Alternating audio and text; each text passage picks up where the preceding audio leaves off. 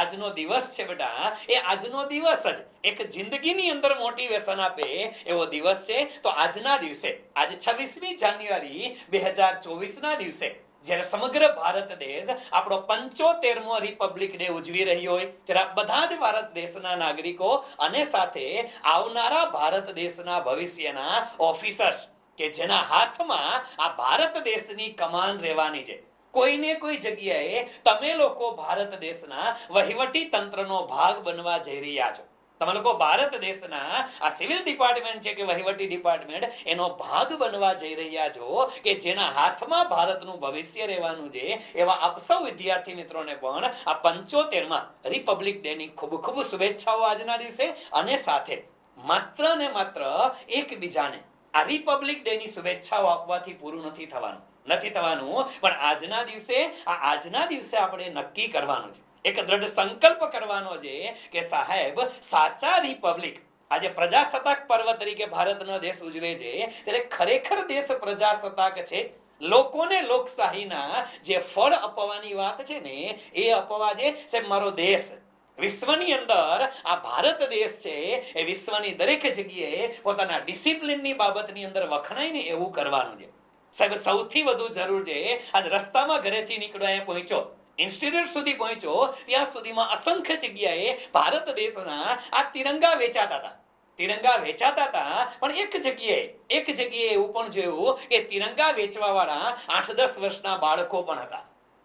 આ તિરંગો વેચવા વાળા 8-10 વર્ષના બાળકો પણ હતા, જે ભારત દેશના સંવિધાનની અંદર પણ લખવામાં આવેલું હોય કે રાઇટ ટુ એજ્યુકેશન. સાહેબ 14 વર્ષ સુધીના બાળકોને એજ્યુકેશન ફ્રી આપવાની વાત છે, એનો અધિકાર છે એજ્યુકેશન મેળવવો, અને એ દેશના બાળકો એજ્યુકેશન મેળવી નથી શકતા અને એને મજૂરી કરવી પડે છે. બસ સુધારો અહીંયાથી પણ જરૂર છે. આને પણ તમારે ભવિષ્યની અંદર ધ્યાનમાં રાખવાનું છે સાહેબ, કે દેશના નાના ભૂલકાઓ છે ને, એને પોતાના અધિકારો મળે, એના કુટુંબની પરિસ્થિતિ એ લેવલ સુધી પહોંચાડી દો કે નાના બાળકોને 15મી ઓગસ્ટે કે 26મી જાન્યુઆરીએ આ ધ્વજ વેચવા ઊભું ના રહેવું પડે. એ લોકો પોતાની જિંદગીના જે સુવર્ણ વર્ષો છે, એ સુવર્ણ વર્ષો પોતાની જિંદગી સામાન્ય નાગરિક જે જીવે છે એમ પણ જીવી શકે.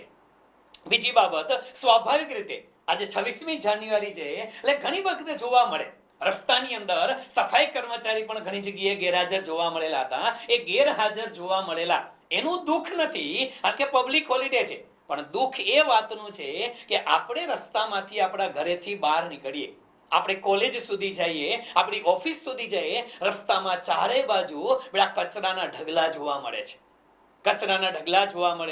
તો આ કચરાના ઢગલા કોઈ બહારનો વ્યક્તિ તો આવીને કરતો નથી, કોઈ મંગળ ગ્રહ ઉપરથી આવેલા એલિયન્સ આપણી સોસાયટીમાં, આપણી શેરીમાં કચરો નથી નાખતા. આપણી સોસાયટીમાં, આપણી શેરીમાં, આપણી ગલીમાં એ કચરોને એઠવાડ આપણે જ નાખીએ છીએ.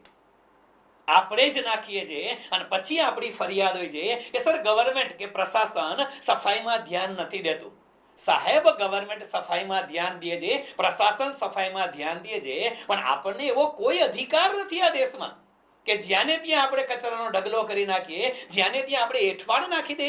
યાર ખરેખર પ્રજાસત્તાક થયો તો જે લોકોએ આ 2 વર્ષ 11 મહિના અને 18 દિવસ સુધી મહેનત કરી અને આ બંધારણની જેને રચના કરેલી છે ને, એ તમને અધિકારો આપવા માટે કરી છે.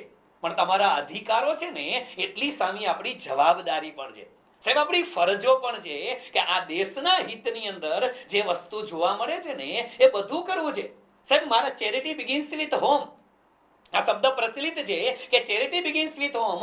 સાહેબ આ શરૂઆત સાહેબ દેશને સાફ સફાઈ કરવાની શરૂઆત મારા ઘરથી થવી જોઈએ, મારી સોસાયટીથી થવી જોઈએ, મારી શેરીમાંથી થવી જોઈએ. સાહેબ જ્યારે આપણે આ સ્વચ્છતા ઉપર આપણે લોકો ધ્યાન આપશું ને, તે દિવસે આપણું ભારત છે એ સ્વચ્છ ભારત જોવા મળશે. સાહેબ પ્રશાસન એનું કામ કરે જ છે, પણ ઢગલા પ્રશાસન વાળા નથી કરતા, એ તો આપણે કરીએ છીએ. આપણી નૈતિક અને પવિત્ર ફરજ સમજી અને આપણી સોસાયટી, આપણા વિસ્તારને, આપણા ડિસ્ટ્રિક્ટને, આપણા સ્ટેટને અને આપણા દેશને સ્વચ્છ બનાવવો છે ને, આવો દ્રઢ સંકલ્પ આજના દિવસે કરવાનો છે.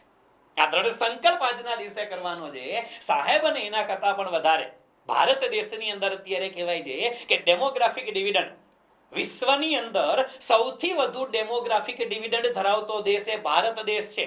અને આ ભારત દેશના યુવાનો કે જ્યારે આખું વિશ્વ ભારત દેશના આ ડેમોગ્રાફિક ડિવિઝન એટલે યુવાનો ઉપર નજર રાખીને બેઠું છે.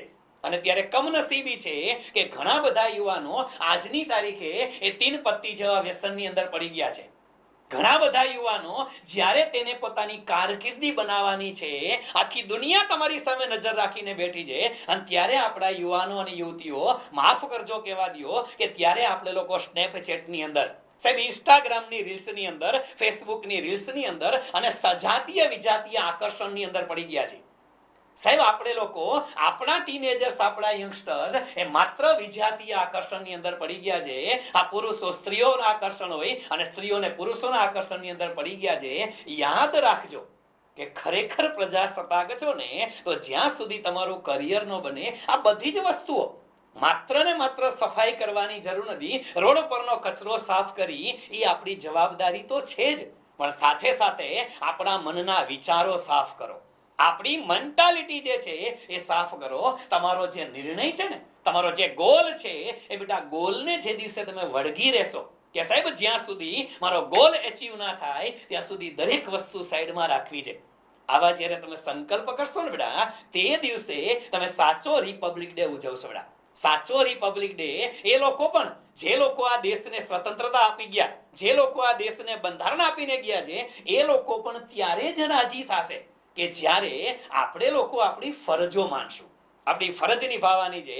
અને બીજું તો કંઈ નહીં, પણ આ દેશની અંદર આપણી જે મુખ્ય ફરજો છે, આપણા ફંડામેન્ટલ રાઈટ તો છે, પણ રાઈટની સામે આપણી ફંડામેન્ટલ ડ્યુટીઝ પણ છે.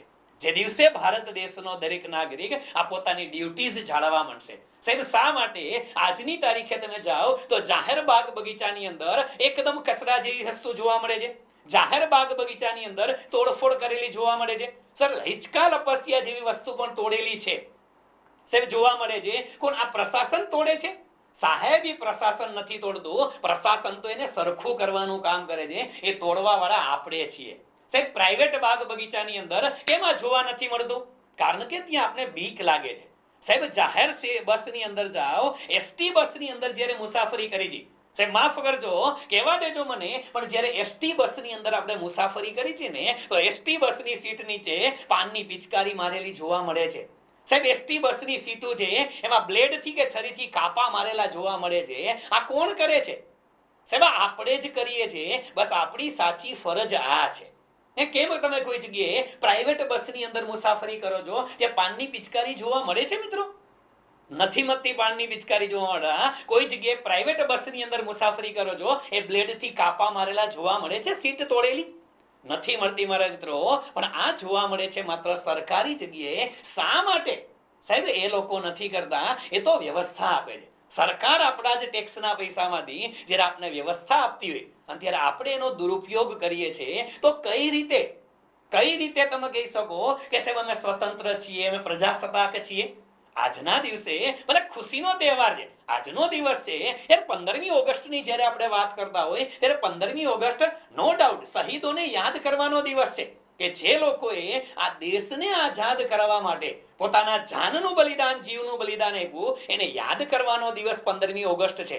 26મી જાન્યુઆરી સાહેબ એન્જોય કરવાનો દિવસ છે. કારણ કે આજના દિવસે આપને ખરેખર આપણું સ્વરાજ મળેલું હતું, આપણને આપણા અધિકારો મળેલા છે. પણ અધિકારોનો ઉપયોગ એવી રીતે કરવો જોઈએ કે જેથી દેશનો વિકાસ થાય. આ દેશની આન બાન અને શાન મિત્રો આપણા જ હાથમાં છે. આપણા જ હાથમાં છે. અને મને એટલી ખબર છે મિત્રો કે આ દેશની આન બાન શાન માટે જે દિવસે આ દેશના યુવાનો કામ કરશે ને, જે દિવસે આ દેશના યુવાનો કામ કરે, દેશની અંદર 70 કરોડ યુવાનો છે. આ 70 કરોડ યુવાનો જો ધારે ને કે તમામ પ્રકારની જે કામગીરી આપણા માટે યોગ્ય નથી એ મૂકી દેવી છે, અને સાહેબ આપણે આપણા ગોલ સિદ્ધ કરવામાં પડી જવું છે, તે દિવસે બેટા 1 વર્ષની અંદર આ દેશ છે ને એ મહાસત્તા સુધી પહોંચી જશે. શરત એક જ છે કે જે વસ્તુ તમારા કરિયર બનાવવામાં નડે છે, જે બાબતો તમારા કરિયરમાં નડે છે, એ બાબતોને સાઈડમાં રાખી દો. સાચો પ્રજાસત્તાક પર્વ તેથી ઉજવશું યાર, ઉજવવાનો છે. એક આપણે સ્વચ્છતાના શપથ લેવાના છે. માત્ર ને માત્ર રોડ રસ્તા શેરીની સફાઈ નહીં, પણ આપણા મગજની અંદર રહેલા ખરાબ વિચારો, મગજની અંદર રહેલી ખરાબ દ્રષ્ટિઓ જે છે એની પણ સફાઈ કરવાની છે. એની સફાઈ કરવાની છે. અને આવી રીતે જ્યારે આ દેશ માટે આપણે લોકો પ્રજાસત્તાક પર્વની ઉજવણી કરશું ને, ત્યારે હું માનું છું કે આ સાચો પ્રજાસત્તાક પર્વ આપણે ઉજવી શકશું. વન્સ અગેન આજના આ 75મા પ્રજાસત્તાક પર્વની આ બધા જ વિદ્યાર્થીઓને ખૂબ શુભેચ્છાઓ છે. અને સાથે સાથે એક પાછળ બેકગ્રાઉન્ડની અંદર મૂકેલો ટેબલો છે. આ બધાને ખબર છે કે આ 26મી જાન્યુઆરીએ કર્તવ્ય પથ પર જ્યારે પરેડ થવાની છે, જેને આપણે રાજપથ તરીકે ઓળખતા હતા, આ જેને કર્તવ્ય પથ તરીકે ઓળખીએ છીએ, એ કર્તવ્ય પથ પર જ્યારે 25 રાજ્યો અને કેન્દ્ર શાસિત પ્રદેશો ભેગા મળીને 25 ટેબલોની રજૂઆત થવાની છે. એ ટેબલોની અંદર દર વર્ષની માફક આ ગુજરાતનો ટેબલો પણ સિલેક્ટ થયેલો છે. અને ગુજરાતના ટેબલોની અંદર જે ધોરડોની કલાકૃતિ રજૂ કરવામાં આવેલી છે, એ પણ ગુજરાત માટે એક ગૌરવની વાત છે. કારણ કે ધોરડો છે ને, આ ધોરડોને એક બેસ્ટ વિલેજનું બિરુદ આપવામાં આવેલું છે. કોના દ્વારા સાહેબ? યુનાઇટેડ નેશન્સ WTO દ્વારા, UNWTO દ્વારા બેસ્ટ વિલેજનું બિરુદ આપવામાં આવ્યું છે. બોર્ડર ઉપરનું વિલેજ કે જ્યાં કોઈ જવા રાજી નહોતું, અને એ જગ્યાએ વિશ્વનું બેસ્ટ ટુરિઝમ પ્લેસ ડેવલપ કરી નાખવામાં આવ્યું. સાહેબ, આ ખરેખર સિદ્ધિની વાત છે. આ ખરેખર ગુજરાતના ગૌરવની વાત છે. તો આજના દિવસે આપણે એક ગુજરાતી તરીકે, એક ભારત દેશના નાગરિક તરીકે આ દેશની અંદર અને જે રાજ્યની અંદર તમે રહ્યો છો એના ગૌરવની વાત, એટલે ધોરડોને પણ આજે યાદ કરવું ખપે. તો આજે આ ધોરણોને પણ યાદ કરી અને શરૂ કરી બેટા. વન્સ અગેન વારંવાર બધા લોકોને આ 75મા પ્રજાસત્તાક પર્વની ખૂબ ખૂબ શુભેચ્છાઓ.